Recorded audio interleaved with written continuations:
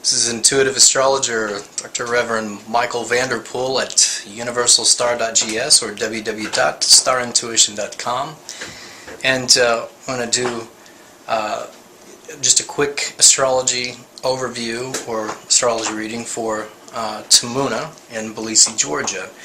I'm going to start with the heliocentric chart. So in doing that, we're looking at this chart right now, which is copyright by the Magi Associates and Magi Astrologers Worldwide Corporation.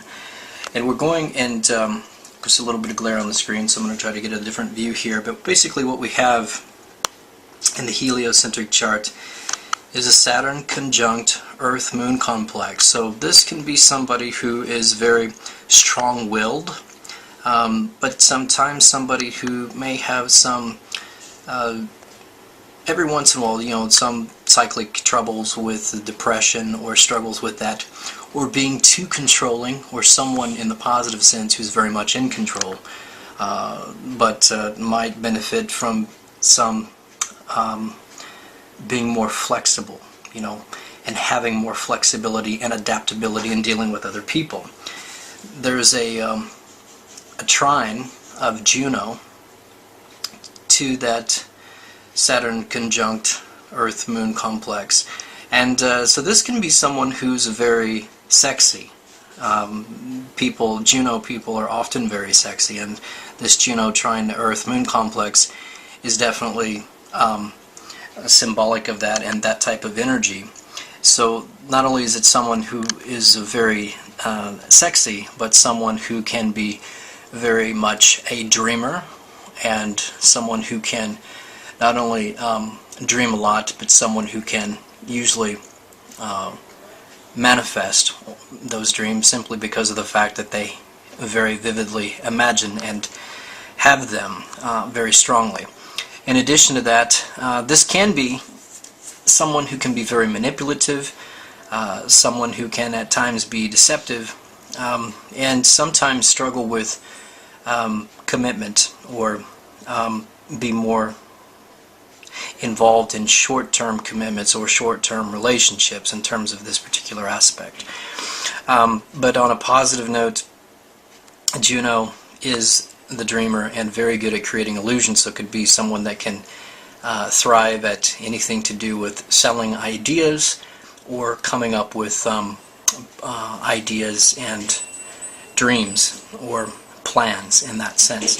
And speaking of plans, there is a Pluto trine Palace, and this is someone that can be, in terms of being a super communicator or even in planning, strategy, and research, a profound thinker, a profound speaker, and communicator. Sometimes so much so that it's difficult for them to express their thoughts and their ideas adequately with words. But somebody who's also can be very impactful in their speaking and in their writing and in their communicating. We also see that there is a Mars quincunx Venus. This can be somebody that can, it can be good for sports, it can be good for grace and motion with the body, and can also be someone who could be, good at dance or any type of exercise or physical activity. In addition, there is a Uranus trine Ceres. This can be someone who is very good in the business or businesses ruled by Uranus, such as mass entertainment or dealing with the public or anything else that Uranus rules, even world travel or flying or aeronautics or even astrology, for example, but more dealing with the public.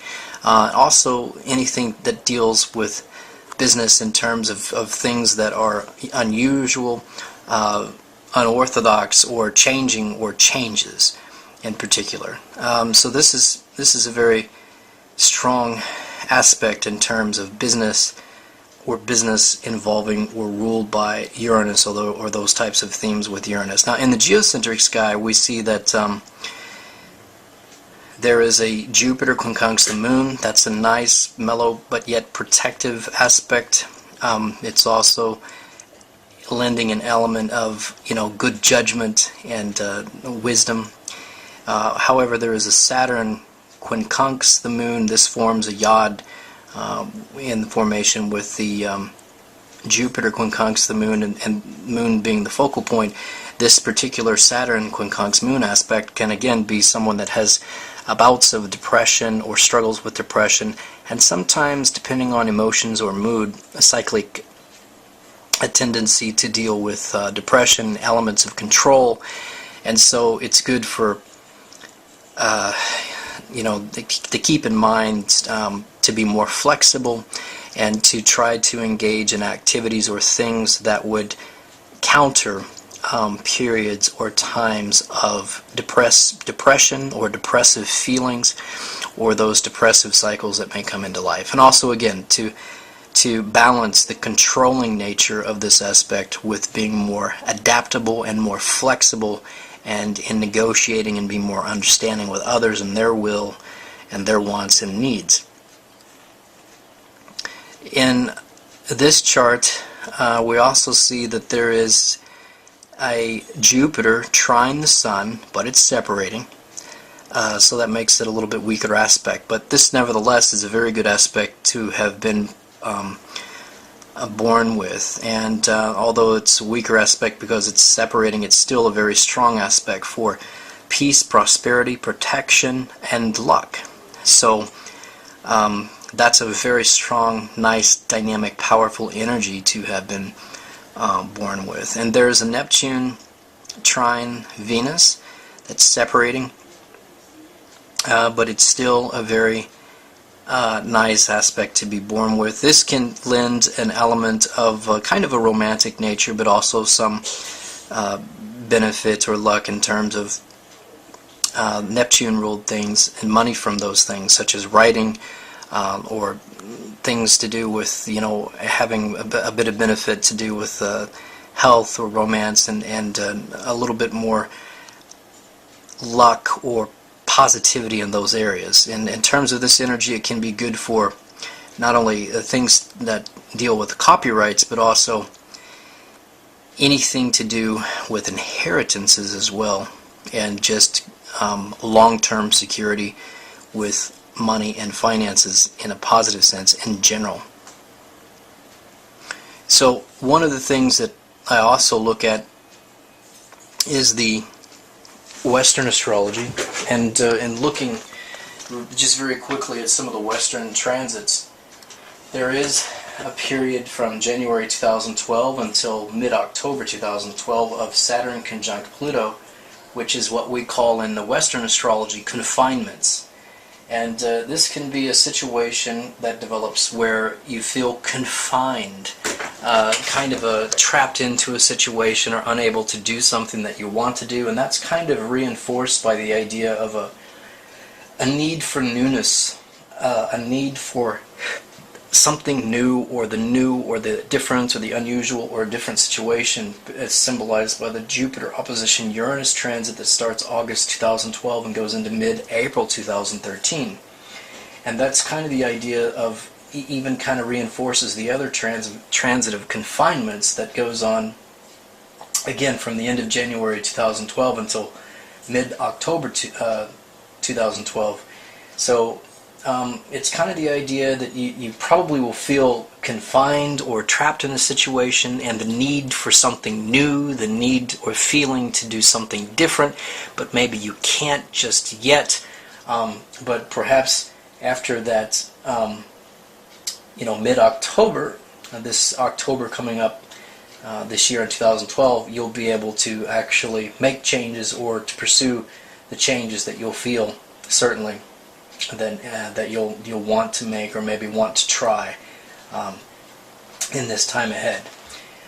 There's also the need to be flexible and not so rigid because of a Saturn opposition Mercury that started the end of November 2011 and ends in September 2012. So it's the idea, once again, to try to be more flexible, more adaptable, to try to be more open to different ideas and to your own needs as well as the needs of others, and to consider that sincerely and carefully and genuinely in this period. So to not be so rigid, whether it's in your mentality or your feelings, but also in your lifestyle and in different options that may present themselves, even if you can't pursue them now, maybe 6 months from now. So to try to be the opposite of rigidity, of being rigid, of being inflexible, would be very helpful for you in this period ahead until at least into September, and I feel also into October. So also the Neptune conjunct Descendant, it started the last year of April 2012 and goes into February 2014, and this is interpreted as being aware of experts. This is the idea that to be careful to consider that experts are only limited to the knowledge that they have, that they aren't always the end and final answer or end and final source of all the knowledge that is in the particular area that they claim expertise in. Yes. It's you say it's your mom's on the phone. Okay, thanks. Let's see, 1 moment. Hello? Jason here? Oh, I thought he was coming here. Okay, so you want me to come on out then? Okay, see you.